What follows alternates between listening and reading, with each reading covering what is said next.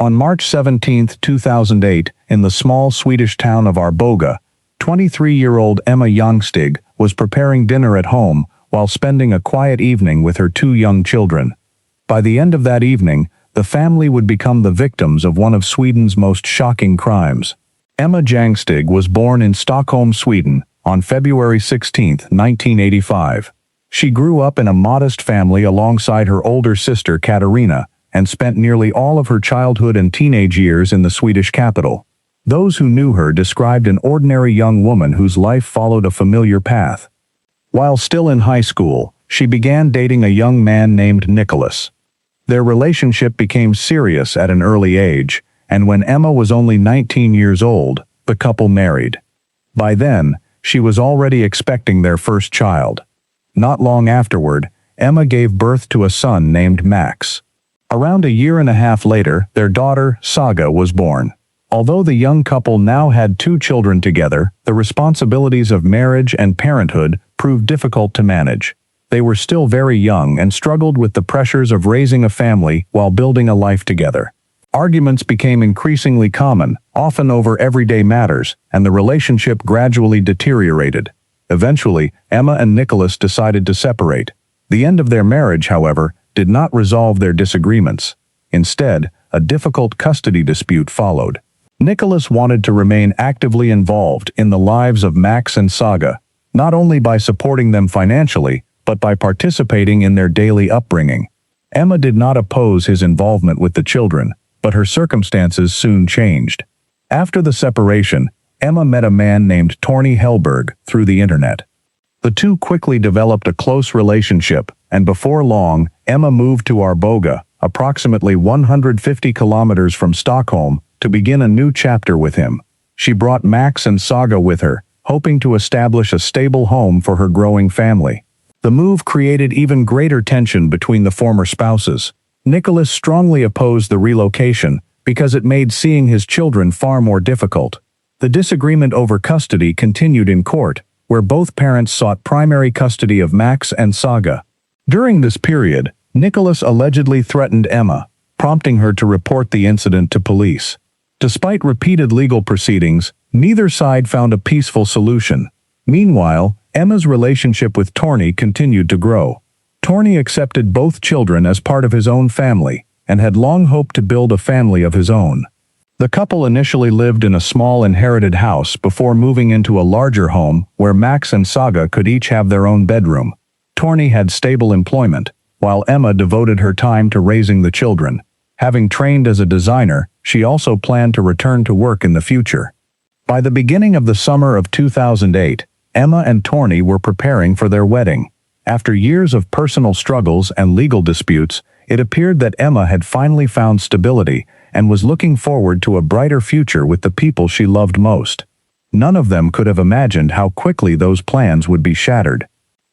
On the morning of March 17, 2008, Torny Hellberg left home early for work, leaving Emma at the house with their two young children, Max and Saga. Emma spent the hours caring for the children, completing household tasks, and preparing for an ordinary evening together.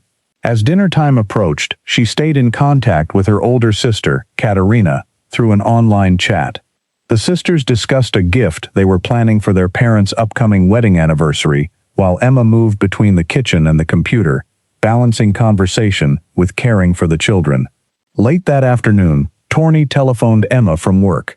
He explained that he would be delayed and told her not to wait for him before serving dinner. It was a brief and routine conversation. After hanging up, Emma continued preparing the evening meal, fed Max and Saga, and returned to her computer to continue exchanging messages with Katarina. At approximately 7 minutes past 7 in the evening, the conversation between the sisters suddenly stopped. Katarina watched as Emma appeared to be typing another message, but nothing was ever sent. The silence immediately struck her as unusual, because their conversation had been flowing naturally only moments earlier. Concerned, Katarina attempted to telephone Emma several minutes later, but there was no answer. Unsure what had happened, she then called Torny to ask whether everything was all right. Torny was already driving home from work and was nearing the house. Believing there was a simple explanation, he reassured Katarina that Emma had probably become distracted by the children and promised that she would likely return the call once she was free. Only a few minutes later, Torny arrived home. As he approached the entrance, something immediately caught his attention. The front door was unlocked. It was unusual enough to make him pause before stepping inside. The house appeared untidy, and at first, he assumed Max and Saga had simply been playing throughout the evening. But within moments, he noticed dark stains across the floor. As he moved farther into the hallway, he realized the stains were blood. Calling Emma's name, followed by the names of both children, Torny hurried through the house searching for them. No one answered. Lying on the floor ahead of him was what he initially believed to be one of the children's dolls because of its unnatural position. As he came closer, he realized with horror that it was Saga. Nearby lay Max, also suffering catastrophic injuries. Emma was lying on the floor as well, covered in blood and showing no obvious signs of movement. Shocked by what he had found, Torny immediately called the emergency services. While speaking with the dispatcher, he suddenly saw Emma move slightly and heard her let out a long groan, a sign that she was still alive. Police officers and paramedics arrived within minutes. Inside the house, they found all three victims suffering from devastating head injuries. Despite the severity of their wounds, each still had a faint pulse. The immediate priority became keeping them alive long enough to reach the hospital. Emergency crews began resuscitation efforts before carefully transporting Emma, Max, and Saga to the nearest medical facility. At the scene, officers were confronted with a deeply disturbing crime.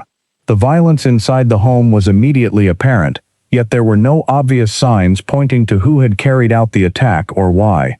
As ambulances rushed the victims toward the hospital, investigators secured the property and began documenting every room. The family home had transformed from the setting of an ordinary evening into the center of a homicide investigation.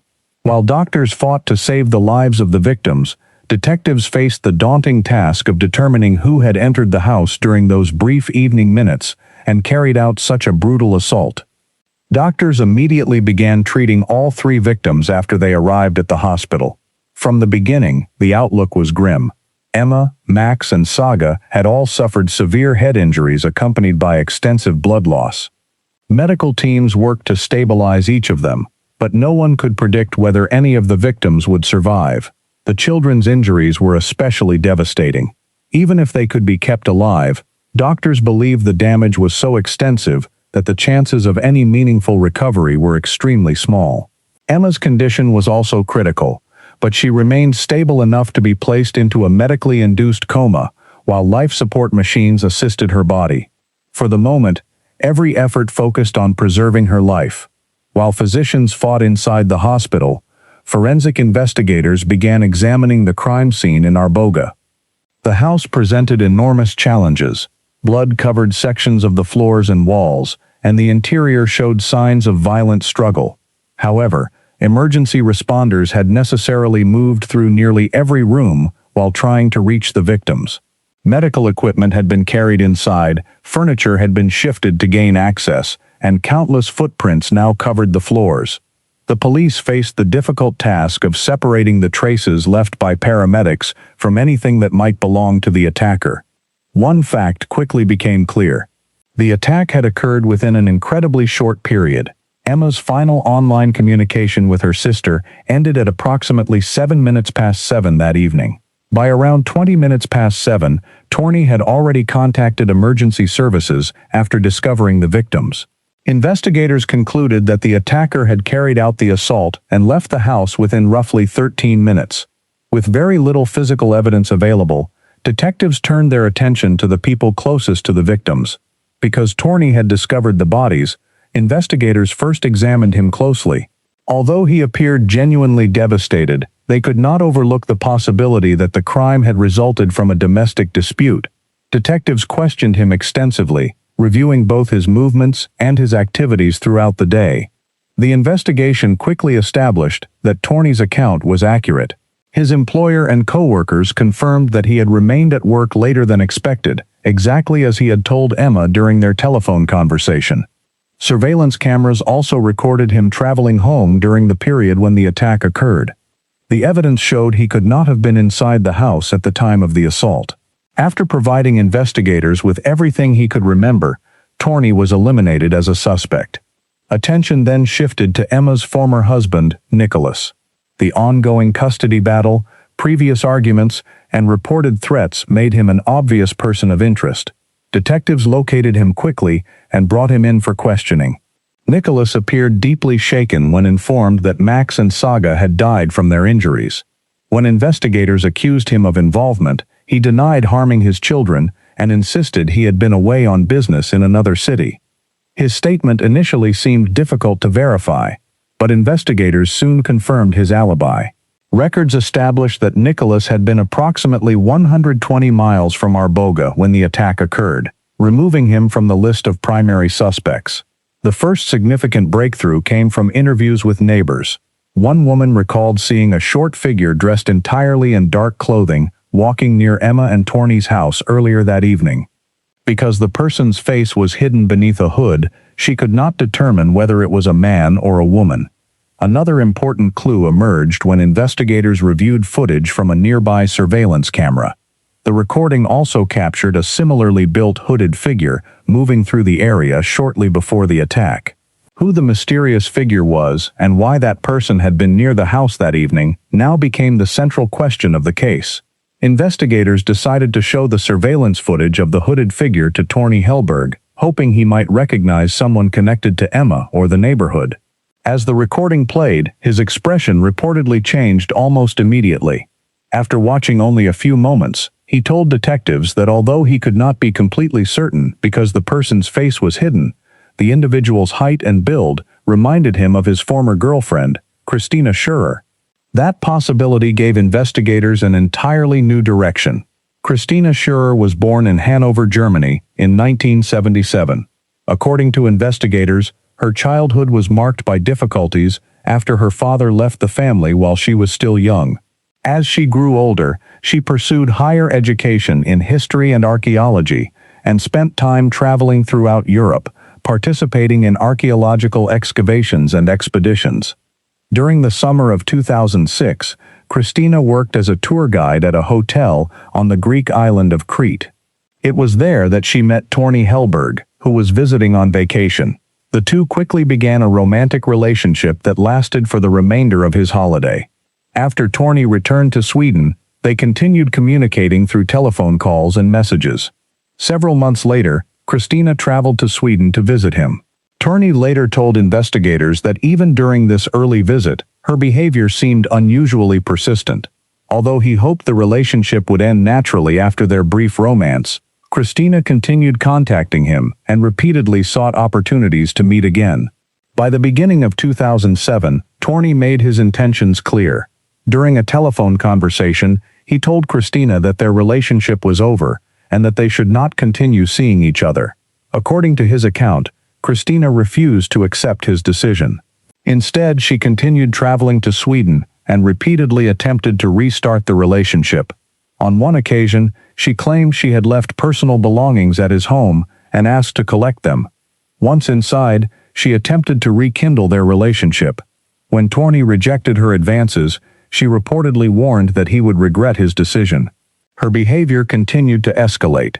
Several months later, she telephoned him claiming she had taken pills because she no longer wanted to live without him.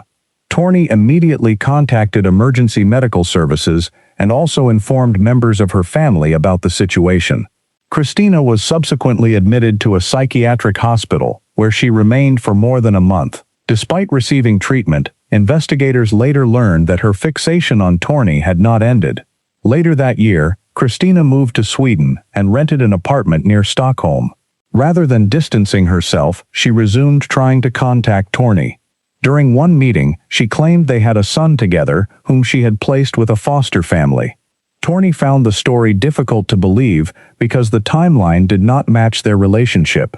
Christina continued adding new details whenever he questioned her account. In the following months, she made further attempts to convince him that the child existed. She even arranged for a man to telephone Torney while pretending to be the child's adoptive father. Following Emma's advice, Torney asked detailed questions about the alleged child's birth and medical history. The caller failed to provide clear answers before ending the conversation. From that point forward, Torney became convinced that the entire story had been fabricated. When investigators learned of Christina's history with Torny, they quickly located her address. Upon arriving at her apartment, they discovered that she had already left. Her roommate explained that Christina had packed her belongings shortly and returned to Germany. Swedish authorities requested assistance from German police, and Christina was arrested several days later before being returned to Sweden for questioning. Throughout the process, she insisted there had been a mistake and denied any involvement in the attack. After arriving back in Sweden, however, she repeatedly asked investigators for permission to meet or speak with Torny, requests that were refused. Detectives then searched Christina's apartment and carefully examined her personal belongings.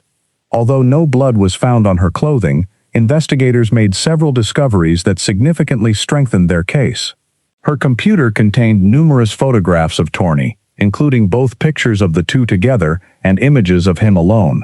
Investigators also found a separate collection containing photographs of Emma, Max, and Saga that had been copied from social media. Many of these images had been labeled with threatening or insulting captions. The computer's internet search history revealed searches about committing murder without leaving evidence, hiding traces of a crime, and avoiding suspicion.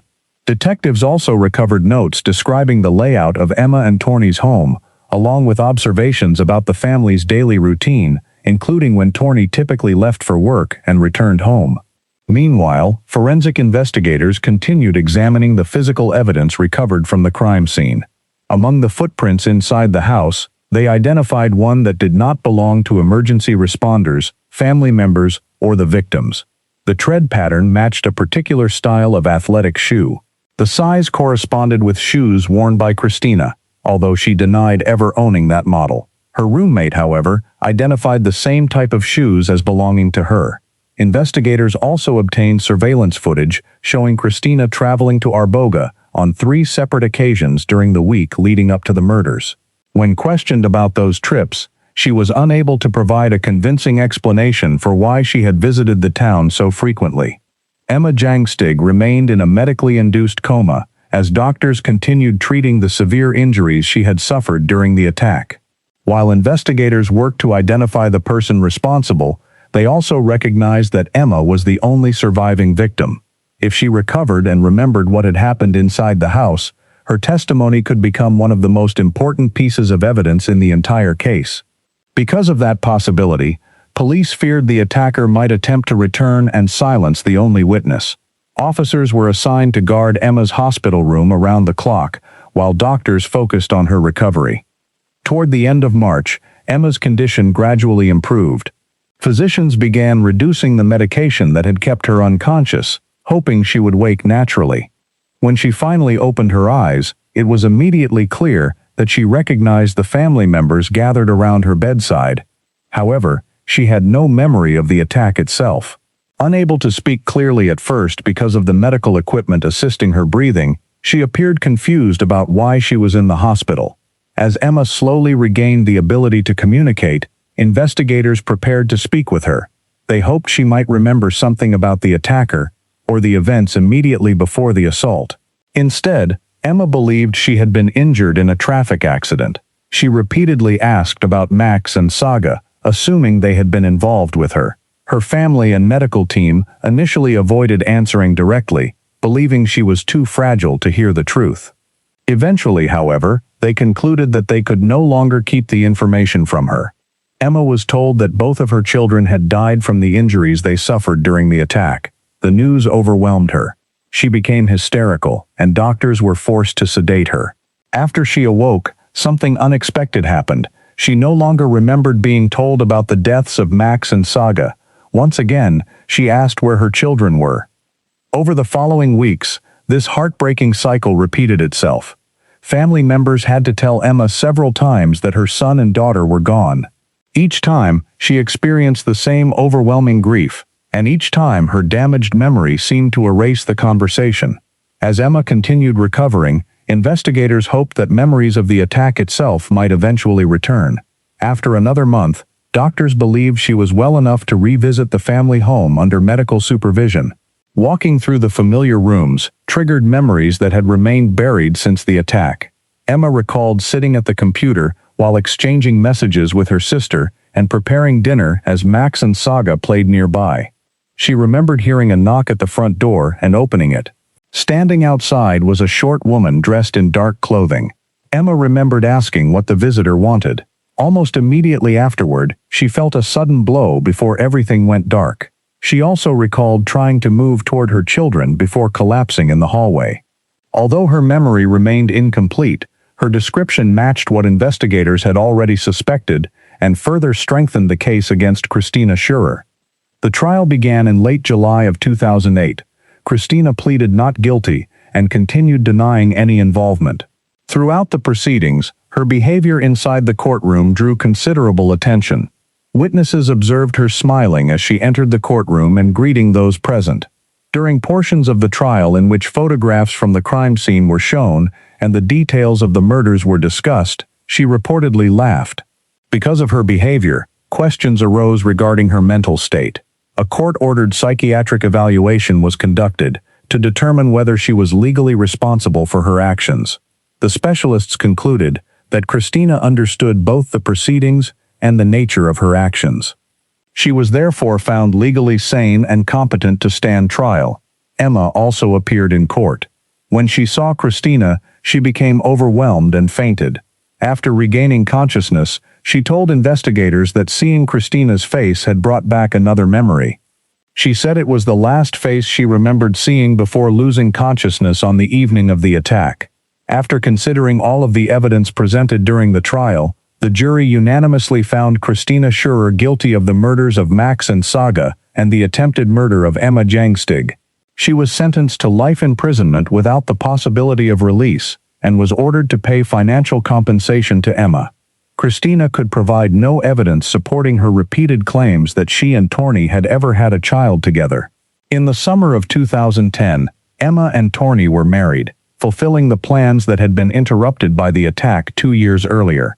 Together they later raised 2 children of their own, who grew up knowing about the older brother and sister whose lives had been taken far too soon.